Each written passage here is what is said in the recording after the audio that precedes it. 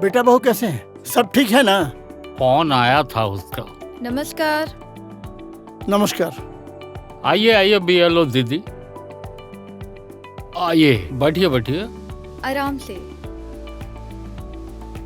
बाबा, आपकी तबीयत कैसी है? हाँ ठीक है, चल ही रहा है। ठीक है। आप लोग सब? और आपकी उम्र 85 वर्ष से अधिक तो हो चुकी है। हाँ हाँ। तो बाबा, लोकसभा चुनाव में आप वोट देने जाएंगे ना? जाने की तो इच्छा है, लेकिन शरीर जवाब दे रहा है। वहाँ भी जाने से तो लाइन लगना ही पड़ेगा, कैसे जाएं? बहुत परेशानी है। नमस्कार, मैं हूँ आई भाई, आपका दोस्त, आपका साथी, आपका चुनाव मार्गदर्शक। 2024 के चुनाव से संबंधित जानकारी के लिए मैं हमेशा आपकी सेवा में तत्पर हूँ। आप जैसे वृद्ध व्यक्ति जिन्हें पोलिंग बूथ पर जाने में दिक्कत है, उनके लिए निर्वाचन आयोग ने घर से पोलिंग बूथ ले जाने और लाने की व्यवस्था कर रखी है। वाह! इतना ही नहीं, वहाँ आपको लाइन में खड़े रहने की भी जरूरत नहीं। आप लोग सीधे अपना मतदान कर सकते हैं। सीनियर सिटीजन्स, दिव्यांग मतदाता, गर्भवती महिलाएं या ऐसी महिलाएं जिनके गोद में बच्चा हो, वैसे लोग सीधे अपना मतदान कर सकते हैं। साथ ही एक पुरुष मतदाता के बाद 2 महिला मतदाता के मतदान का प्रावधान है। ये तो बहुत अच्छी बात है। अच्छी बात है। मैं और मेरी पत्नी इस व्यवस्था के तहत वोट देने जरूर जाएंगे, लेकिन सूरज भाई तो बेचारे नहीं जा पाएंगे क्योंकि वो बिना सहारे के चल नहीं पाते। हमारे पड़ोस में जो धीरज भाई हैं, वो अस्वस्थ और दिव्यांग भी हैं, वो कैसे जाएंगे?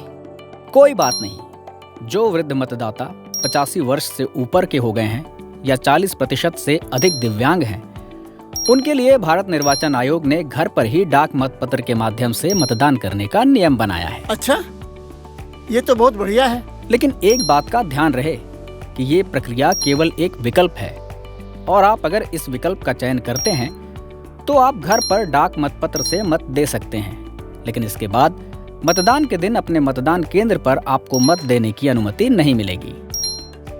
ठीक है ठीक है। लेकिन हम लोग तो वोट देने जाएंगे। लीजिए, बीएलओ मैडम ने आपके बारे में पूरा ब्यौरा इस रजिस्टर में भर दिया है और इसमें यह भी दर्शा दिया है कि आप घर पर ही डाक मतपत्र से मतदान करना चाह रहे हैं क्योंकि आप मतदान केंद्र पर जाने में असमर्थ हैं। इस विवरण के आधार पर आपको ये फॉर्म 12G दिया जा रहा है। आप इस फॉर्म को अच्छे से पढ़ लीजिए, समझ लीजिए और भर कर रखिएगा। आपके मामले में केवल फॉर्म भरना है।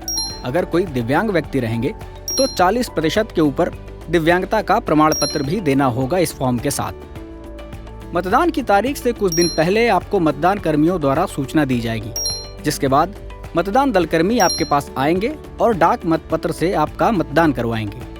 लेकिन ध्यान रहे, यदि आप सूचित करने वाले दिन अपने घर पर अनुपस्थित रहे तो आपको एक बार फिर से सूचित किया जाएगा। लेकिन अगर आप फिर भी अनुपस्थित रहे तो आपके पोस्टल बैलेट के मतदान की प्रक्रिया को निरस्त कर दिया जाएगा। अब हम चलते हैं, फिर मिलेंगे।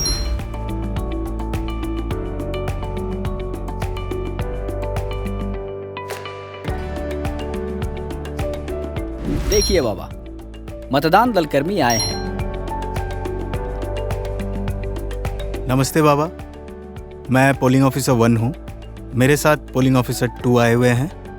माइक्रो ऑब्जर्वर भी साथ में है, बीएलओ भी हैं, सेक्टर ऑफिसर भी हैं, वीडियोग्राफर भी हैं और साथ में जो हमारे कैंडिडेट खड़े हैं चुनाव में, उनके एजेंट भी आए हुए हैं। वीडियोग्राफर जो है इस पूरी प्रक्रिया की वीडियोग्राफी करेंगे।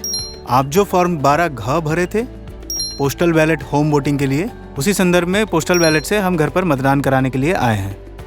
सबसे पहले आपका पहचान पत्र दिखाएं, हम लोग तैयारी करते हैं।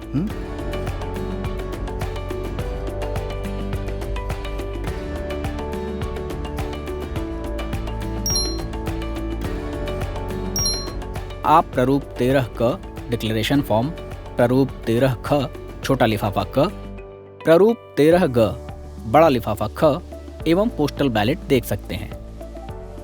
अब पोलिंग ऑफिसर 1 आपके पहचान पत्र के अनुसार अपने लिस्ट यानी कि एनेक्चर 12 में आपका नाम चेक करने के बाद एनेक्चर 10 में आपके नाम के साथ मतदाता सूची की संख्या, पहचान पत्र का ब्यौरा व तिथि दर्ज करने के बाद आपका हस्ताक्षर लेंगे। आपको बिना किसी दबाव के अपना मत अपनी इच्छा के अनुसार अपने पसंद के उम्मीदवार को ही देना है। जिसे अन्य कोई भी व्यक्ति नहीं देख पाएगा। मतपत्र देने के पहले मतदान अधिकारी 2 के द्वारा आपके बाएं हाथ की उंगली पर स्याही लगाई जाएगी। ये रहा आपका डाक मतपत्र। इस पर चुनाव में खड़े सभी उम्मीदवारों के नाम, फोटो और उनका चुनाव चिन्ह छपा है। आप जिसे भी पसंद करते हैं केवल उस एक उम्मीदवार के सामने सही या क्रॉस का टिक लगाएंगे। ध्यान रखें कि टिक बॉक्स के अंदर ही हो, वह एक से ज्यादा टिक या क्रॉस ना करें। पोलिंग ऑफिसर 1 सबसे पहले पोस्टल बैलेट में अंकित क्रमांक नंबर को डिक्लेरेशन फॉर्म प्रारूप 13 क और प्रारूप 13 ख छोटे लिफाफे क पर अंकित करेंगे एवं प्रारूप 13 ग बड़ा लिफाफा ख पर आपको हस्ताक्षर कराएंगे। मतपत्र को इस प्रकार मोड़ेंगे, पहले वर्टिकल फोल्ड फिर हॉरिजॉन्टल फोल्ड करके छोटे लिफाफे क के अंदर डाल दें। आपकी सुविधा के लिए गोंद और पेन वोटिंग कंपार्टमेंट में रखा हुआ है।